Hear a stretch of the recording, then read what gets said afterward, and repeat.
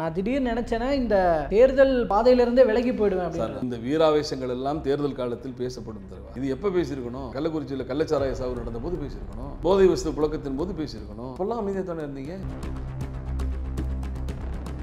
தொடர்ந்து பல தேர்தல்களாக வெற்றி வாய்ப்புகளை தந்திருக்கக்கூடிய திமுக கூட்டணியை விட்டுவிட்டு தொடர்ந்து 10 தேர்தல்களில் தோற்று கிடக்கக்கூடிய அதிமுக பக்கம் ஏன் போவார்? வெற்றி பெறும் கூட்டணியா? அது வெற்றி பெற்ற கூட்டணியா? நம்பிக்கை இருக்கா? இன்னொன்று அது பாஜகவோடு இருக்கிறது. திமுகவை ஆதரிப்பவர்கள் எல்லாம் ஒரு பக்கமாக இருக்கிறார், திமுகவை எதிர்ப்பவர்கள் எல்லாம் பல பக்கமாக இருக்கிறார்.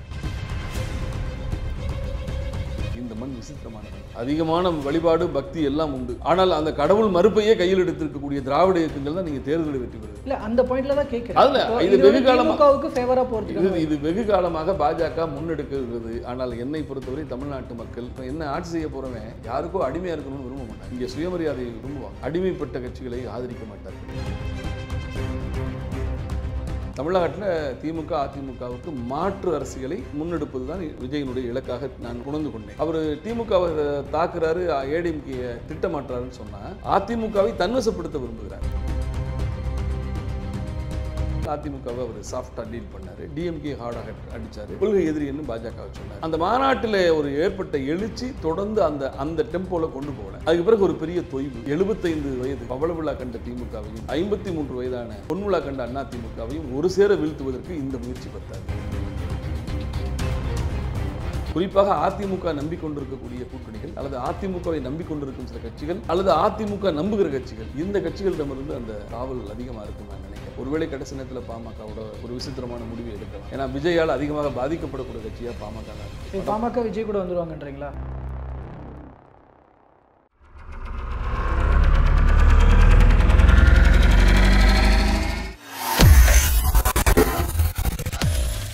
வேலை வேண்டுமா? ப்ளூ ஓஷன் இருக்கிறது. 10th 12th டிப்ளமோ டிகிரி படித்தவர்களுக்கு உணவு, தங்குமிடம், இஎஸ்ஐ, பிஎஃப், இன்சூரன்ஸ் உள்ளிட்ட சலுகைகளுடன் அனுபவத்திற்கேற்ற நல்ல சம்பளம் 15,000 முதல் 30,000 வரை. பெண்களுக்கு முன்னுரிமை. 2,000க்கும் மேற்பட்ட வேலை வாய்ப்புகள் உள்ளன. இப்போதே தொடர்பு கொள்ளுங்கள். Blue ocean.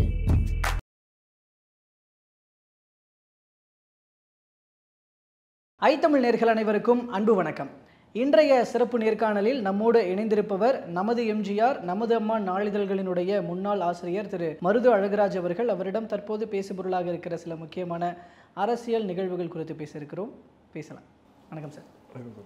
சார், இப்போ திமுக கூட்டணிக்கு வரேன். அதில் இப்போ நிலைமை எப்படி இருக்குது? கூட்டணியில் சலசலப்புலாம் இல்லாமல் வலுவாக தான் இருக்குன்னு நினைக்கிறீங்களா? இப்போ ஆனால் திருமாவளவன் அவர்களுடைய இப்போ சமீபத்திய பேச்சு அப்படின்றது எங்களை ஏதோ இந்த டீ பண்ட்லாம் கொடுத்து ஏமாத்திடலாம் அப்படின்னு நினைக்காதீங்க. உங்களோட 10 சீட்டு இல்லை 5 சீட்டு 6 சீட்டு 8 சீட்டு இப்படிலாம் கணக்கு போட்டிங்கன்னா அது உங்களோட பார்வை. ஆனால் நாங்கள் 234 தொகுதிகளுக்குமானவர்கள் அப்படின்னு சொல்கிறார் இல்லையா? அது டேரெக்டாக இப்போது திமுகவுக்கான மெசேஜ் தான் இது அப்படின்னு எடுத்துக்கலாமா? இல்லை பொதுவாக எல்லா கட்சிகளுக்குமான மெசேஜ், விசிகாவை குறைத்து எடை போடாதீர்கள் அப்படின்ற பார்வை எடுக்கிறாரா? எப்படி எதை சொல்ல வராருன்னு நீங்க நினைக்கிறீங்க? உங்களுக்கு கல்யாணம் ஆயிடுச்சா கோபி? ஆயிடுச்சு. அப்போ உங்களுக்கு புரியும். இந்த மாத கடைசி வந்துச்சு வச்சுங்களேன், 1ஆம் தேதிக்கு முன்னாடி ஒரு 3 நாள் முன்னாடி இருந்தே ஒய்ஃப் மூஞ்சி தூக்கி வச்சுக்கோம். ஏன்னா சம்பளம் வந்தோன்னே கவர் பத்திரமா என்கிட்ட வரணும்னு சொல்லி. இந்த மாத கடைசிகளில் மனைவிமார்கள் முறுக்குவாங்க. அதுபோல ஆட்சியின் கடைசி காலங்களில் கூட்டணி கட்சிகள் முறுக்கும். காரணம் வேற ஒன்றும் இல்லை, கொஞ்சம் கூடுதலாக சீட்டு வாங்குறதுக்கு. பேரத்தை அதிகப்படுத்துவதற்கு தேர்தல் நெருங்குகிற போது முரண்பட்டு பேசுவது, வருத்தத்தை சொல்வது, எங்களுக்கும் வேற ஆப்ஷன் இருக்குன்னு சொல்றது, நாங்கள் ஒன்றும் அடிமை இல்லை என்று சொல்வது,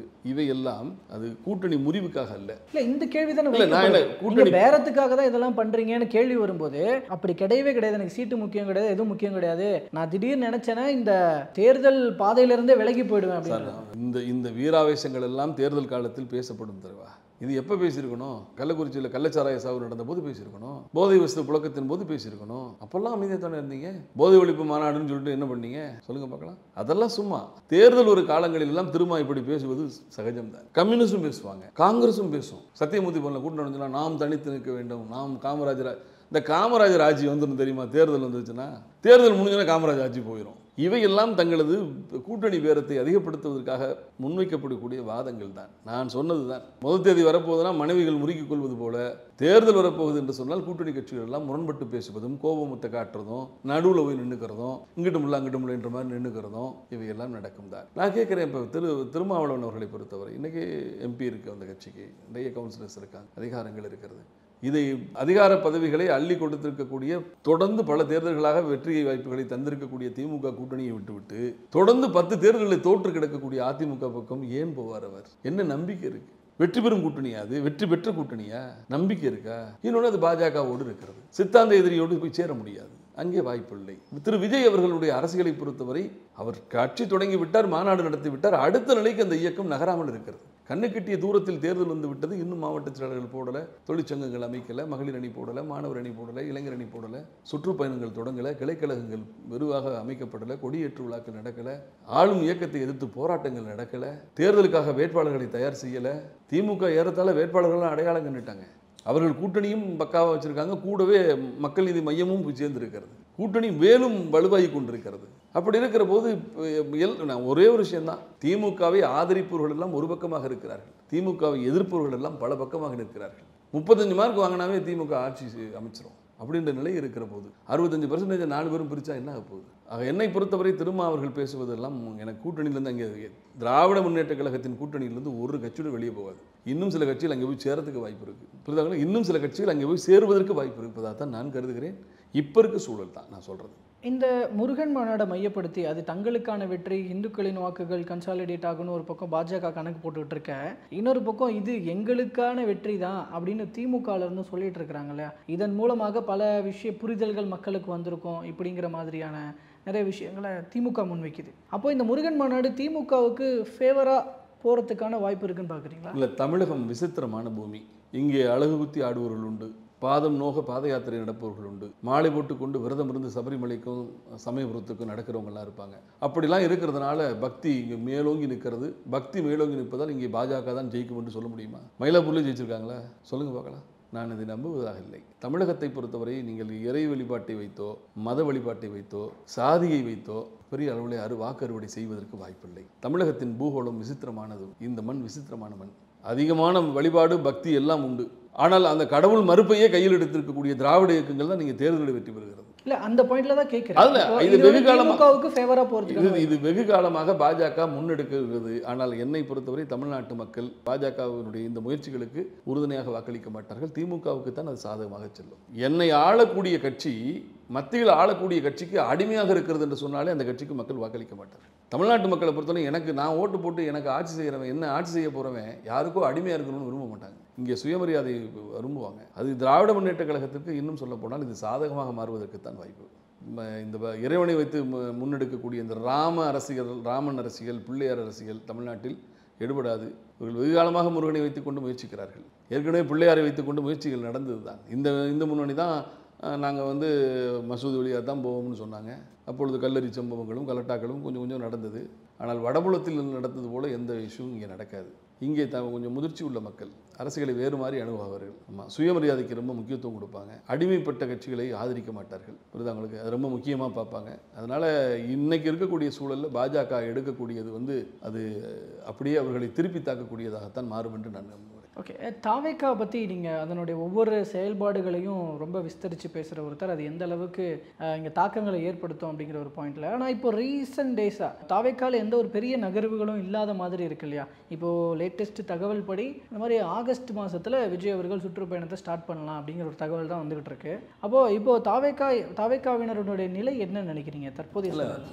மாநாடு நடத்திய போது அவர்கள் சொன்னது, கொள்கை எதிரி பாஜக, அரசியல் எதிரி திமுக, நாங்கள் ஆட்சி அமைப்போம், எங்களோடு கூட்டணிக்கு வரக்கூடியவர்களுக்கு ஆட்சியில் பங்கு வகுப்போம் என்றெல்லாம் சொல்லி இயக்கத்தை தொடங்கினார்கள். அப்படி பார்த்தா தமிழ்நாட்டில் திமுக அதிமுகவுக்கு மாற்று அரசியலை முன்னெடுப்பது தான் விஜயனுடைய இலக்காக நான் புணர்ந்து கொண்டேன். அவர் திமுகவை தாக்குறாரு, ஏடிஎம்கே திட்டமாற்றாருன்னு சொன்னால் அதிமுகவை தன்வசப்படுத்த விரும்புகிறார். ஜெயலலிதா அம்மாவுடைய மறைவுக்கு பிறகு தலைமைத்துவம் இல்லாமல் ஆளுமையற்ற ஒரு தலைமையின் கீழ் மக்கள் கரிஸ்மேட்டிக் லீடர் இல்லாமல் நட்சத்திர அந்தஸ்து படைத்த தலைவர்களையே நேசித்து அவர்கள் பின்னால் பயணம் செய்த அதிமுக தொண்டர்கள் தன்னிடம் வந்து விடுவார்கள் என்று விஜய் நம்பியிருக்கலாம். அதனால் அதிமுகவை அவர் சாஃப்டாக டீல் பண்ணார். டிஎம்கே ஹார்டாக அடித்தார். கொள்கை எதிரி என்று பாஜகவை சொன்னார். அந்த மாநாட்டில் ஒரு ஏற்பட்ட எழுச்சி தொடர்ந்து அந்த டெம்போவில் கொண்டு போகல. அதுக்கு பிறகு ஒரு பெரிய தொய்வு, அரங்கு அரசியல், அப்பப்போ மாதம் ஒரு நாள் நிகழ்ச்சி, 2 நாள் நிகழ்ச்சி இப்படி போயிட்டுருக்கு. 75 வயது பவள விழா கண்ட திமுகவையும் 53 வயதான பொன்விழா கண்ட அதிமுகவையும் ஒரு சேர வீழ்த்துவதற்கு இந்த முயற்சி பத்தாது. மிக கடுமையான போராட்டத்தை செய்யணும்.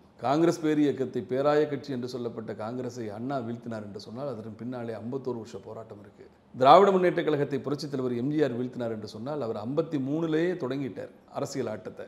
திமுகவிலிருந்து ஒரு பெரும் பகுதியை தன்பண்ணே பிரித்து திமுகவால் வீழ்த்தப்பட்ட காங்கிரஸ் ஆட்களையும் தன்வசப்படுத்தி கொண்டு மக்களின் அபிமானத்தை முன்னெடுத்து தன் திரைச்செல்வாக்கை பயன்படுத்தி திமுகவை வீழ்த்தினார். ஸோ அந்த மாதிரியான ஒரு பெரிய முயற்சியில் விஜய் இருப்பதாக எனக்கு தெரியவில்லை. விஜயை மக்கள் தேடுகிறார்கள், விஜய் மக்களை இன்னும் நாடவில்லை. திமுகவை வீழ்த்துவதற்கோ அல்லது அதிமுகவையும் திமுகவையும் ஒரு சேர வீழ்த்துவதற்கான முயற்சியோ அதற்கான முன்னெடுப்போ நடப்பதாக நான் பார்க்கவில்லை. ஆனாலும் அவருடைய சுற்றுப்பயணத்தில் ஒரு பிரளயம் இருக்கத்தான் செய்யும், ஒரு பெரிய எழுச்சி உருவாகுவதற்கு வாய்ப்பு இருக்குது. ஆனால் அந்த சுற்றுப்பயணம் எப்போன்னே தெரியலையே. நீங்கள் சொல்வது போல் அந்த மாதம் இந்த மாதம் தள்ளிட்டு போயிட்டு இருக்காங்க. அது ஆரம்பத்திலே ஜூன்ல இருந்தே சொல்லப்பட்டது. ஆமாம், எல்லா ஏற்பாடுகளும் களத்தில் மற்ற கட்சிகள் செய்து முடித்து விட்டு நீங்கள் களத்திற்கு கடைசியாக வந்தீங்கன்னா முதல்ல ஓடுறவன் மூக்கு நீட்டிடுவாங்கல்ல. நீங்கள் கடைசியாக புறப்பட்டீங்கன்னா ஸ்டார்டிங் ட்ரபிள் வந்துடும்ல. முன்கூட்டி ஓட தொடங்கியவன் உங்களுக்கு முன்னாடி ஓடிக்கிட்டு இருப்பான். நீங்கள் கடைசியாக ஓட ஆரம்பிச்சிங்கன்னா எவ்வளோதான் எஃபர்ட்டை போட்டாலும் அவன் உங்களுக்கு முன்னாடி ஓட ஆரம்பிச்சிட்டானே. ஆக என்னை பொறுத்தவரை தமிழக வெற்றி கழகத்தினுடைய அவங்க அப்படி செயல்படுறது தான் தற்கால அரசியல்னு சொல்கிறாங்கல்ல. இல்லை, அது அந்த விமர்சனங்கள் வரத்தான் செய்யும். விஜய் பேசணும், அவர் மற்ற பத்திரிகையாளர்களை சந்திக்கணும், மக்களை சந்திக்கணும், மக்கள் மன்றத்தில் பொதுவான எல்லா பிரச்சனைகள் குறித்து பேசணும், அவருடைய அரசியல் நோக்கத்தையும் இலக்கையும் மக்களிடம் இன்னும் வெளிப்படையாக பேசணும். அவையெல்லாம் நடக்கிற போது அந்த அவருக்கு ஒரு மிக பெரும் எழுச்சி உருவாகும். அவரை குறித்து நான் மதிப்பிடவில்லை, முயற்சிக்கு ரொம்ப பலவீனமாக இருப்பதாக நானும் உணர்கிறேன். எனக்கும் நான் ஆதரிப்பேன் அந்த கட்சியை. அந்த அடிப்படையில் எனக்கும் வருத்தமாக தான் இருக்குது. ஏன் இவ்வளவு ஸ்லோவாக இருக்காங்க, ஏன் முயற்சியின்மை? இந்த முயற்சி இன்மைங்கிறது பெரிய விஷயம் இல்லையா? அதனால் காத்திருப்போம். தற்போது வரைக்கும் ஏதாவது அழைப்புகள் வந்ததா?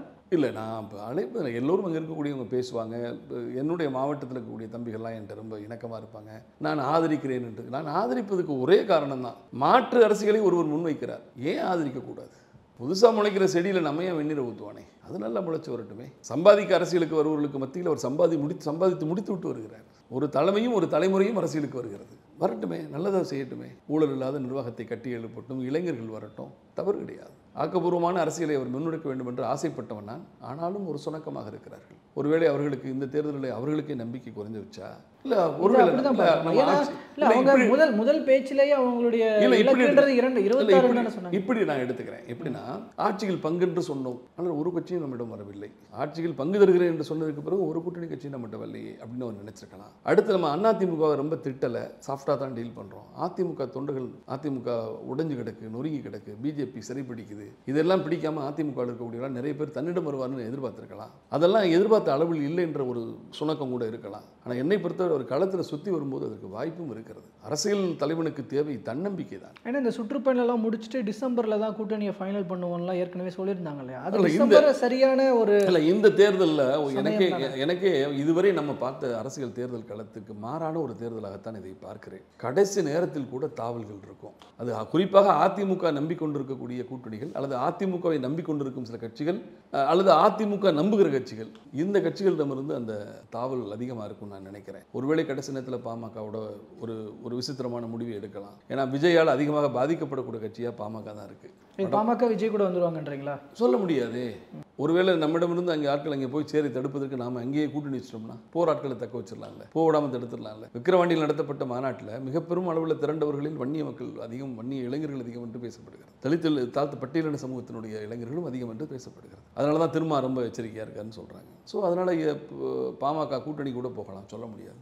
ஏதாவது ஒரு மாற்று முயற்சி எடுக்கலாம்னு கூட போகலாம். திமுகவா அதிமுகவா சரி கடைசியில் இந்த சண்டை வேணாம், சரி தாவே அப்படின்ற முடிவுக்கு எடுக்கலாம் இல்லையா? எடுக்கலான்றீங்க. ஆமாம், அதனால் எது வேணால். இந்த தேர்தலை பொறுத்தவரை முடிவுகள் கடைசி இந்த தீபாவளிக்கு முதநாத்தான் ரொம்ப பேர் பட்டாசு வாங்குவாங்க. அது மாதிரி இந்த தேர்தலில் நிறைய பேர் வேட்புமனுக்களை திரும்ப பெறுகிற நாள் வரை கூட கூட்டணிகள் அங்கும் இங்கும் அலைவாய் இருக்கக்கூடிய நிலை, மாறக்கூடிய நிலை வரும் என்று நான் நம்புகிறேன். அதுக்கு காரணம் மூன்றாம் சக்தியாக வந்திருக்கக்கூடிய விஜயினுடைய அரசியல் ஒரு ஈர்ப்பை உருவாக்கும். அவருடைய சுற்றுப்பயணம் பல செய்திகளை சொல்லும் என்று நான் நம்புகிறேன். நான் அவருடைய குறைத்து மதிப்பிட மாட்டேன். ஏனென்று சொன்னால், நான் சொல்வது போலத்தான், வீட்டுக்கு ஒரு விஜய் ரசிகன் இருக்கிறார், வீட்டுக்கு ஒரு விஜய் ரசிகை இருக்கிறார். அப்பா அம்மா சொல்வதை பிள்ளை கேட்காதே தவிர பிள்ளைகள் சொல்வதை அப்பா அம்மா கேட்பாங்க. இந்த முறை விஜய்க்கு ஓட்டு போடுமான்னு சொன்னால், ஆமாம் எடப்பாடிக்கு போடுறதுக்கு விஜய்க்கு போடலான்னு நினைக்கலாம். ஸோ இந்த தேர்தலிலே ஒரு புதிய பல செய்திகள் காத்திருப்பதாக நான் கருதுகிறேன். அதனால் குறைத்து மதிப்பிடவில்லை நான். ஆனால் சுணக்கமாக இருக்கிறார்கள். இன்னும் வேகமாக இருந்தால் சிறப்பாக இருக்கும் என்று நான் நம்புகிறேன். ஸோ எதிர்பாராத முடிவுகள் நடக்க போகிற தேர்தலாக இருக்க போது நடக்கும்போது அதை தொடர்ந்து பேசலாம் சார். தற்போது வரைக்கும் பல்வேறு கருத்துக்களை பகிர்ந்து கொண்டதற்கு நன்றிங்க.